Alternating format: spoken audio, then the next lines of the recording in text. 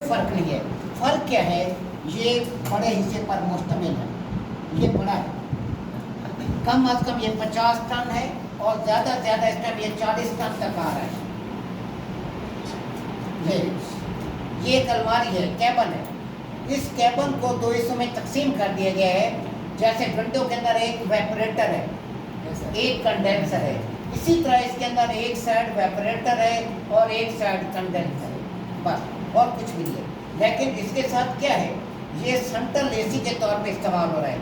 फॉरन में आपसे पूछा जाएगा आया सेंट्रल एसी में काम किया? सेंट्रल एसी से मुराद उसका बड़ा चिल्लर नहीं है, सेंट्रल एसी से मुराद पैकेज यूनिट है। सेंट्रल एसी वो पैकेज यूनिट को कहते हैं। इसके अंदर सेंट्रल एसी किस वजह से कह रहे हैं, इसके अंदर डक्टिंग है, जहाँ पे डक्ट का निज़ाम होगा वो सेंट्रल एसी के तौर पे इस्तेमाल होगा। अब क्या है आपके पास, फॉर एग्जांपल ये साइड आपकी कंप्रेसर आ गई, कंप्रेसर से रेफ्रिजरेंट आपकी किस में जाएगी, कंडेंसर में। अच्छा कंप्रेसर कौन से होंगे यहाँ पर? स्क्रॉल होंगे सर, यहाँ पर 100% स्क्रॉल होगा। यहाँ पे कंप्रेसर स्क्रॉल होना है और कोई कंप्रेसर नहीं, ज़्यादा लग ही स्क्रॉल रहा है इसमें। कोई पुराने अगर यूनिट पड़े हैं पुराना, उसके अंदर रेसिप्रोकेटिंग कंप्रेसर सेमी सील्ड लगा होगा, जैसे आपने कल विजिट में देखा है सेमी सील्ड का लगा होगा रेसिप्रोकेटिंग कंप्रेसर। वरना ज़्यादातर जो है आजकल सारा स्क्रॉल आ रहा है, स्क्रॉल VFD भी आ रहा है और सादा भी आ रहा है। अब यहाँ पर कंडेंसर फैन लगा होगा, कंडेंसर लगा होगा और ऊपर फैन लगे होंगे, 1 फैन 2 फैन 3 फैन हो सकता है 4 फैन लगे, ऊपर पंखे लगे होते हैं। वो क्या करते हैं, ये लाइन कंडेंसर खत्म हुआ, ये आपको जब विजिट पर मैं ले जाऊंगा वहाँ पर एक चीज़ याद रखना है, जाते हुए हमने ब्लैक कोबरा लेके जाना है। 4 का विजिट जाएगा, एक दिन मैं गाइडलाइन दूंगा, फिर अगले दिन 4 में से एक लड़का जाएगा जो आगे गाइडलाइन देगा, क्योंकि फिर मैं नहीं जाऊँगा, मैं एक ही दिन जाऊँगा आपके पास, क्योंकि मेरी शाम की क्लास थी उस दिन छुट्टी देनी पड़ेगी, क्योंकि वहाँ टाइम लगता है, आपको सारा समझाना पड़ेगा।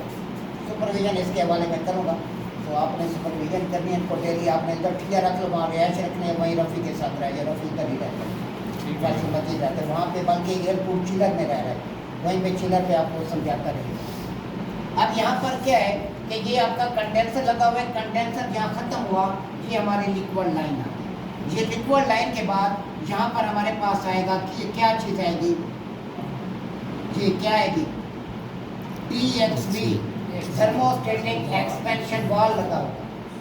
थर्मोस्टेटिक एक्सपेंशन वाल से रेफ्रिजरेंट यहाँ पर TXV आ गया, थर्मोस्टेटिक एक्सपेंशन वाल आ गया, यहाँ से रेफ्रिजरेंट आपकी इवेपोरेटर में स्प्रे होगी। ये सारा आपको मैं खोल के इसकी बेल्टें इसके कॉन्ट्रैक्टर हर चीज़ मैं आपको समझाऊंगा विजिट में। ये आपके पास आ गई, यहाँ वेपरेटर ख़त्म हुआ, ये हमारे पास सेक्शन लाइन वापस है।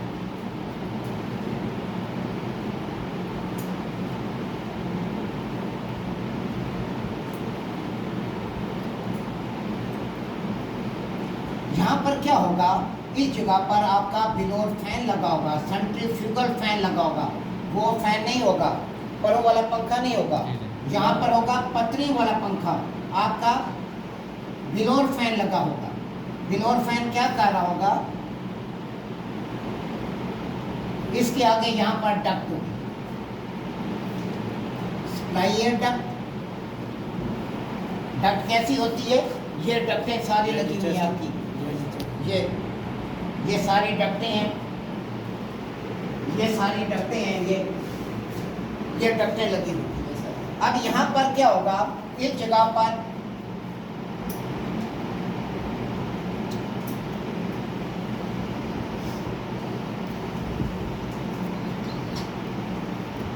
हमारे पास क्या चीज़ लगी होगी, फिल्टर शहजादे, यहाँ पर फिल्टर होगी, यहाँ पर फिल्टर होंगे और यहाँ पर हमारी रिटर्न एयर डक्ट, और यहाँ पर इसी के साथ ही ये नीचे जाना पड़ेगा जी, यहाँ पर fresh air duct, fresh air duct filter से पहले आएगी, फ्रेश एयर डक्ट। बात आते हैं DX मॉडल।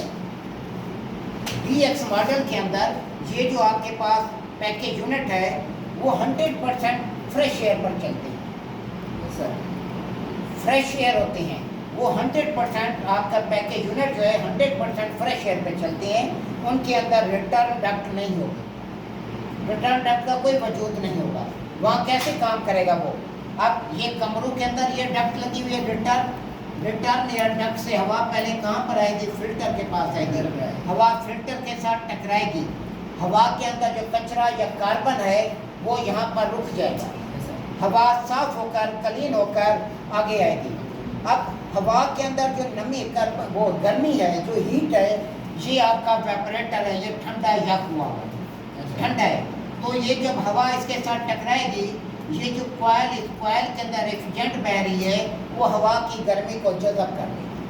हवा की गर्मी को जज़ब करने के बाद ये रेफ्रिजरेंट माया से, लिक्विड से बुखारात की हालत में तब्दील होकर वापस कंप्रेसर में चली जाएगी और इस हवा को बिलोर फैन जो है कमरों में सप्लाई कर देगी। ये चिल हवा, ठंडी हवा ये कमरों में चली जाएगी, कमरों से ये फिर फैन हवा को खींच रहा है रिटर्न एयर डक्ट के लिए और सप्लाई कर रहा है सप्लाई एयर डक्ट के लिए। वहाँ पर क्या किया जाता है, जहाँ पर 100% फ्रेश एयर पे यूनिट चलाए जाते हैं, ऐसी जगह भी होती है जहाँ पर कोई दोबारा वो हवा इस्तेमाल की नहीं जाती, वहाँ पर ये आपकी ये जो डक्ट आ रही है रिटर्न, ये इसके अंदर नहीं आएगी, ये डक्ट टोटल बंद, रिटर्न नहीं होगी उसके अंदर, रिटर्न बिल्कुल नहीं होगी।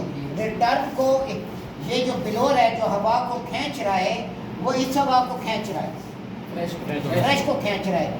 इस हवा को जो कमरों में इस्तेमाल शुदा हवा है उसको खींचने के लिए एक डक्ट, ये कमरों में हवा चलेगी, ये हवा कमरों में आ गई, कमरों से इस हवा को खींचा जाता है इधर, यहाँ पर लगा होता है एग्जॉस्ट एयर, एग्जॉस्ट लगा होगा, एक मोटर लगी होगी, ये कमरों की हवा को खींच कर बाहर एयर में फेंकना चाहिए, ओपन एयर, सारी कूलिंग जाए।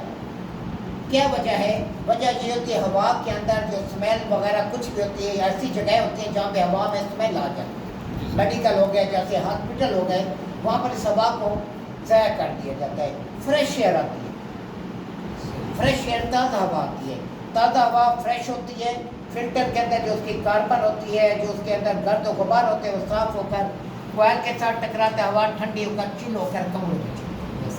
ये हिसाब होता है हॉस्पिटल में, वो हवा, उस हवा को बार बार दोबारा इस्तेमाल नहीं किया जाता, 100% फ्रेश एयर पर यूनिट चलते हैं। अगर आप चलाना चाहें, जब यूनिट को 100% फ्रेश एयर पे चलाएंगे तो कंप्रेसर पे लोड आ जाता है। क्यों लोड आता है? कंप्रेसर को रिटर्न नहीं मिलती क्योंकि गर्म हवा आ रही बैठ। इसके अंदर क्या लगा होता है, यहाँ पर VCD लगी हो। VCD क्या चीज़ है? हाँ, क्या चीज़ है? ये मैंने कितनी बार बताया, volume control damper, air volume control damper के हवा के वॉल्यूम को आपने कितना रखना है? 25%, 50%, 75%, कितने परसेंट रखना है? जी बड़ा हुआ तो है, लेकिन वहाँ के जवाब देंगे। आप कहते हैं कि 50% हो, 50% ये हवा को अंदर आने देगा ताकि कंप्रेसर पे लोड ना पड़े। आप 25% चाहते हैं, 25 डैम्पर को खोलेंगे, VCD को खोलेंगे ताकि ज़्यादा लोड कंप्रेसर में आए, कंप्रेसर को रिटर्न मिलती रहे। ऐसे यूनिट भी आपको मिलेंगे, बहुत ज़्यादा यूनिट ऐसे इंस्टॉल किए, न्यू एयरपोर्ट ले जाए, वहाँ पे 100% फ्रेश एयर पे यूनिट चल रहे हैं बहुत ज़्यादा। अब यहाँ पर क्या होता है, अगर आप की रिटर्न डक्ट लगी हुई है, कमरे की हवा ये एग्जॉस्ट नहीं हो रही, ये हवा एग्जॉस्ट नहीं हो रही, ये कमरे में हवा इस्तेमाल होकर वापस किधर आएगी? ये रिटर्न एयर डक्ट के जरिए वापस आ जाएगी। ठीक है, ये डंपर पूरा खोला जाएगा, ये रिटर्न हवा कमरे के अंदर आई तो हम क्या करेंगे, 25% इसको खोलेंगे और इस डंपर को, रिटर्न वाले को 75% खोलेंगे। क्यों? ताकि ताज़ा हवा शामिल होती रहे कमरों में, ऑक्सीजन की कमी ना हो, ताज़ा हवा आती रहे। क्योंकि एक ही हवा बार बार इस्तेमाल करेंगे उसके अंदर कार्बन डाइऑक्साइड की मिकदार ज़्यादा हो जाती है ऑक्सीजन की मिकदार कम हो जाती है, बंदे का दम घुटता है। उस मसले से बचने के लिए जहाँ भी आपके चिल्लर लगे होते हैं या एयरफोर्ड चिल्लर लगे होंगे या आपके पैकेज यूनिट लगे होंगे, वहाँ पर आपका क्या किया जाता है, पैकेज यूनिट के साथ फ्रेश एयर डक्ट लाजमी लगाई जाती है ताकि ताज़ा हवा इसमें शामिल होती रहे। इसमें गैस कौन सी चार्ज होती है, इसके अंदर गैस चार्ज हो रही है इस टाइम 460 सी चार्ज हो, इसके अलावा 410 चार्ज हो रही है। 407 का चार्जिंग प्रेशर है 90 से 100 psi और 410 का प्रेशर है 120 से 130 psi, ये चार्जिंग प्रेशर। ये रिवर्सेबल भी है, हीट एंड कूल भी है, unit package type heat and cool भी है। एक पैकेज यूनिट अगर 40 टन का है तो कंप्रेसर दो लगे होंगे, एक 20 टन का, दूसरा 20 टन का। अब उसमें एक ऑटोमेटिक बंद हो जाता है, दूसरा चलता रहता है। एक को ऑटो करते हैं, दूसरा कंटिन्यू रहता है। दूसरा जैसे कल आपको मैंने समझाया था, एक कंप्रेसर जो आपका VRV सिस्टम था, VFD कंप्रेसर, वो दूसरा नॉर्मल स्क्रॉल कंप्रेसर बंद हो जाता है, VFD आहिस्ता हो जाता है। इसमें VFD वाली गेम नहीं है, अब ये VFD भी आ गए हैं, इसमें VFD यूनिट आ गए हैं। अब इसमें क्या होता है, एक टेम्परेचर पूरा हो गया, एक कंप्रेसर बंद होगा, एक चलता रहेगा। जैसे टेम्परेचर बढ़ेगा दूसरा कंप्रेसर चल पड़ेगा, यानी एक कंप्रेसर को रेस्ट दिया जाता है, एक को रेस्ट नहीं दिया जाता। ठीक हो गया। गैस का चार्जिंग प्रेशर 460 410 है। इसमें एक्सपेंशन वाल्व कौन सा लगा होता है, TXV लगा होगा, थर्मोस्टेटिंग एक्सपेंशन वाल्व बतौर रेफ्रिजरेंट कंट्रोल लगा होगा। वेपरेटर कौन सा होगा, forced fins and tube type, forced क्योंकि पंखा लगा होगा, force fins and tube type evaporator, force fins and tube type condenser. ये 3 फेज पे चार होते हैं, बड़ा इजी है, आप देखेंगे आपको हैरान होंगे ये क्या है, लेकिन करोड़ रुपए का यूनिट है, करोड़ से ऊपर का यूनिट है। सर कौन सा पैकेज? पैकेज सर ये जो माउस वाला भी स्टैंड वो से पैकेज आपका हो जाएगा, हर चीज़ आपको आ जाएगी। सर आपके फ्रेश एयर चाहिए, इसका टेम्परेचर इतनी जल्दी डाउन तो नहीं हो सकता, इसके लिए तो टाइम चाहिए होता है। और सर जो रिटर्न आ रही थी वो भी तो कुछ गर्म ठंडी तो होती है ना, रिटर्न तो अच्छी खासी ठंडी होती है, तो वही आवाज़ जब बार बार इस्तेमाल होगी आपका यूनिट तो 100% ठंडा हो जाएगा। ज़्यादा ठंडी होगी।